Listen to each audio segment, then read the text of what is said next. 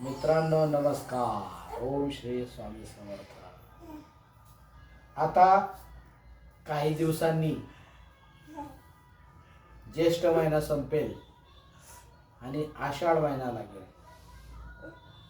तुम्ही 14 फेब्रुवारीला Valentine day साजरा करता.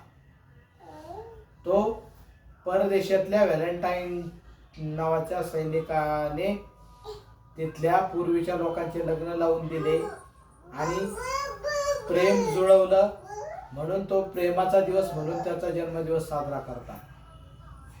पण हा दिवस आपल्याकडे आषाढ प्रतिपदेला कालिदासाने खूप वर्षांपूर्वी मेघाद्वारे त्याच्या प्रेयसीला संदेश पाठवला होता. आणि माझ्या नवीन मित्रमैत्रिणींना विनंती आहे, पती पत्नींना विनंती आहे, आजी आजोबांना विनंती आहे, प्रेम काय मुलाने आणि मुलीनेच करावं असं काही नाही. प्रेम आजी आजोबा करू शकतात, प्रेम आई वडील करू शकतात, प्रेम बहीण भाऊ करू शकतात. प्रेमाला सगळे नाते असतात. आणि नवीन जोडप्यांसाठी माझं असं सांगणं आहे, जो 14 फेब्रुवारीचा दिवस साजरा करता तसाच हा आषाढ महिन्यातला पहिला दिवस साजरा करा.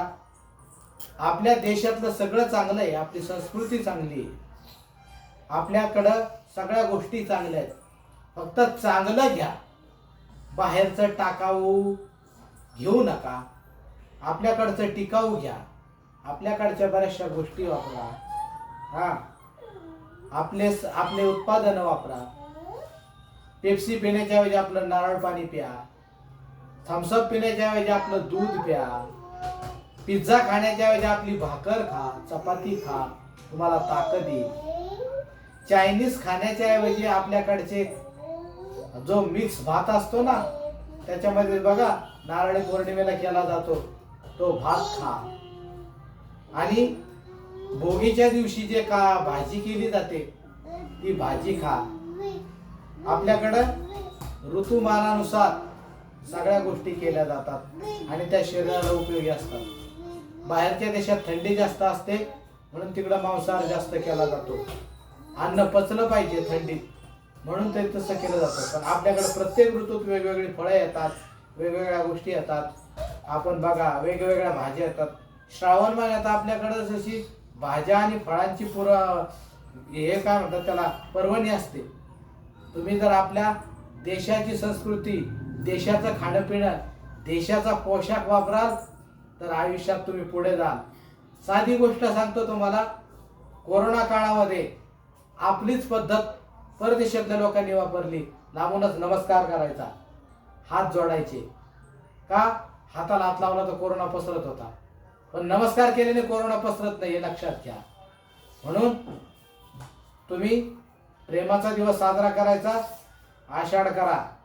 आत्ता 5 तारखेला अमावस्या आहे, 6 तारखेला प्रेमाचा दिवस साजरा होईल. आपल्या मैत्रिणीला, आपल्या काय म्हणतात तिला प्रियसीला मस्तपैकी त्या दिवशी ग्रीटिंग द्या. आपल्या आईवडिलांना द्या, बहिणीला द्या, भावाला द्या, सगळ्यांना द्या. आणि जसा व्हॅलेंटाईन डे साजरा करता तसा हा दिवस साजरा करा आणि प्रेमाने सुरुवात करा. पाऊसही प्रेमाने पडला पाहिजे. त्या दिवशी पाऊस पडणार आहे, एका पावसात दोघांनी भिजा आणि छान छान प्रेम व्यक्त करा. गुरुदेव दत्त स्वामी समर्थ.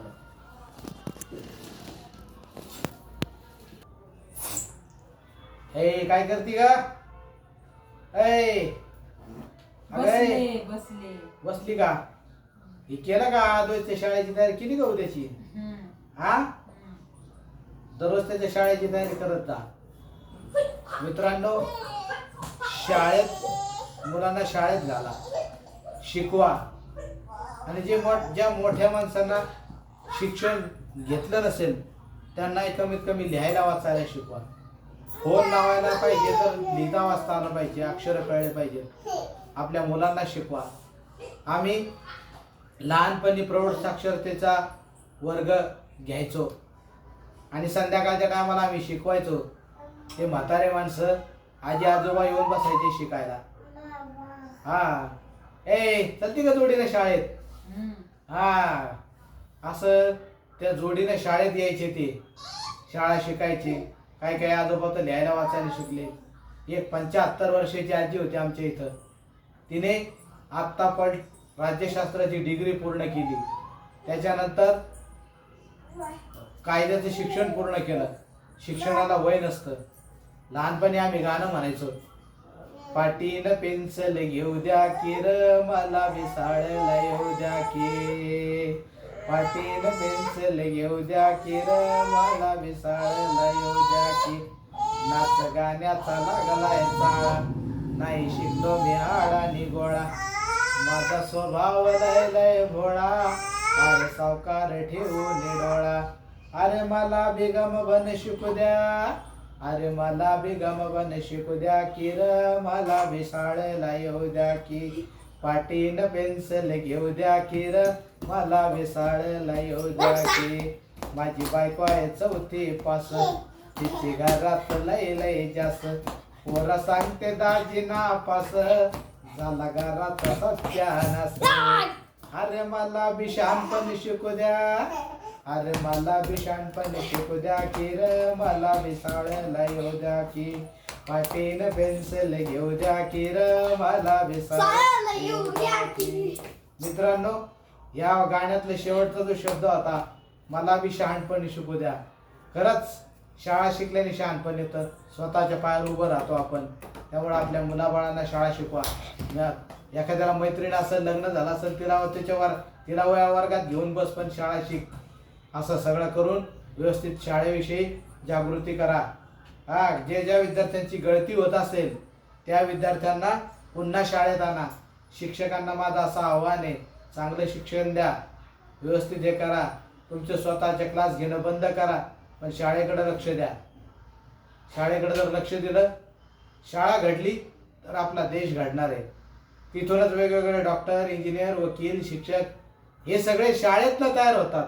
कारण शाळेचा पाया पक्का असेल तर सगळ्या गोष्टी व्यवस्थित होतील. गुरुदेव दत्त स्वामी समर्थ. ओम श्री स्वामी समर्थ.